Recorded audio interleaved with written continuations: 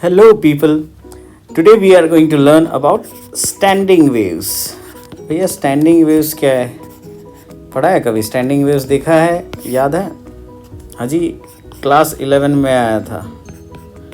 ठीक है, बस इतना ही याद है. फिजिक्स का टॉपिक था, भूल गए फिर बाद में यार, एक ही बार पढ़ा. Okay, so what is a standing wave? Standing wave क्या है भाई? स्टैंडिंग वेव है क्या चीज़? ठीक है, तो चलिए सोचते हैं कि एक ऐसा सिनेरियो जिसमें एक वॉल है इस तरह से, ठीक है, और एक रोप ले लेते हैं कुछ ऐसा.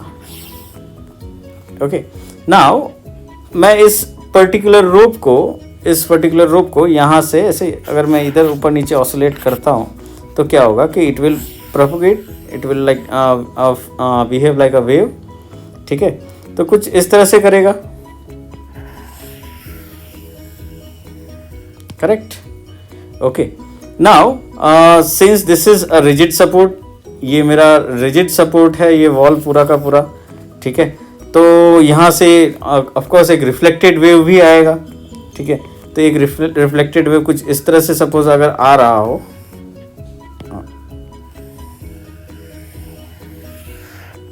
ठीक है, जिसका एम्पलीट्यूड सेम हो.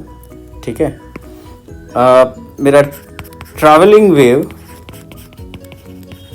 ठीक है, और मेरे रिफ्लेक्टेड वेव का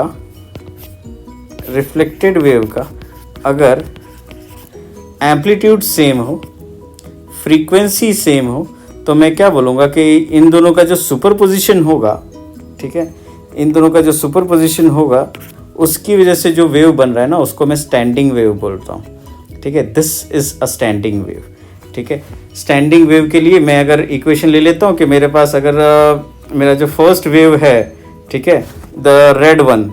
ओके, तो उसके लिए मैं equation I can write like this के सर y1 to be equal to a sine kx minus omega T अगर ले लेते हैं.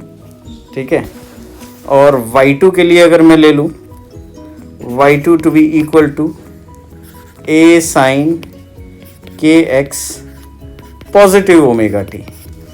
ठीक, तो as per the principle of superposition y should be equal to y1 plus y2.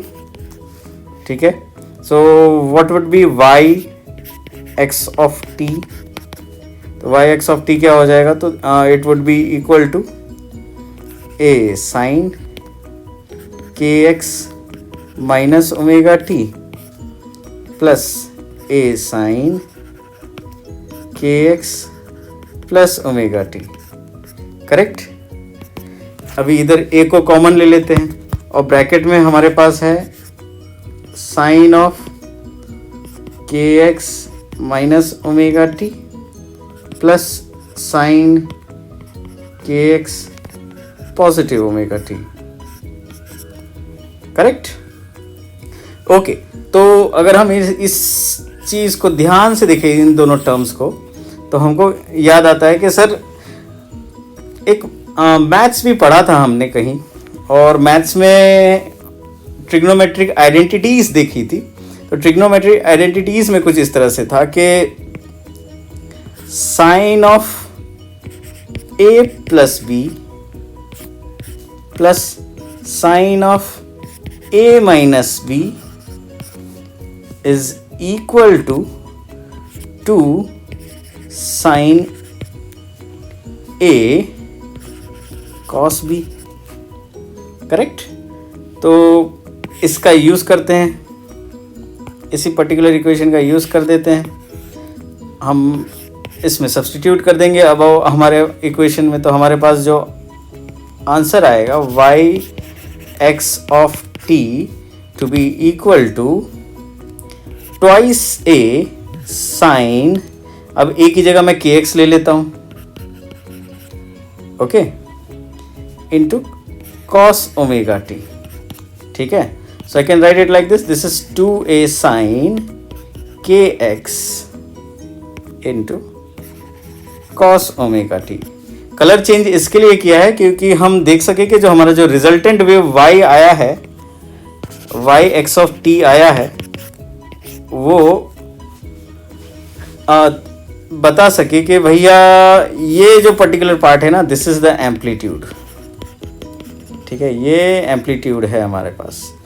Okay, हाँ, अब नोड्स और एंटी नोड्स एक वर्ड आते हैं, इसी में सॉल्व कर देता हूँ। भैया नोड्स किसको बोलते हैं? तो नोड्स सर वो जगह जहाँ पे amplitude of the standing wave is zero. तो यहाँ पे amplitude of the standing wave कहाँ है? जीरो। तो ये रहे पॉइंट्स, ये पॉइंट है, ये पॉइंट है, ये पॉइंट है, तो इनको हम क्या बोलेंगे? नोड्स, ठीक है। और एंटी नोड क्या है? तो एंटी नोड सर जहाँ पे एम्पलीट्यूड मैक्सिमम है, ठीक है, ये वाले पॉइंट्स जहाँ पे एम्पलीट्यूड मैक्सिमम, उसको हम लोग क्या बोलते हैं? Anti nodes. That's it. I hope you got a clear picture of the standing wave, और आप ये लिख सकते हैं एग्जाम्स में भी। And do remember one thing, standing waves का मतलब ये होता है कि द वेव इज स्टेशनरी, ठीक है, the wave is stationary, but it never means that the particles are also stationary. The particles are vibrating, ठीक है, the particles are always vibrating, ठीक है, the particles are vibrating, only the wave is stationary. Okay, that's it.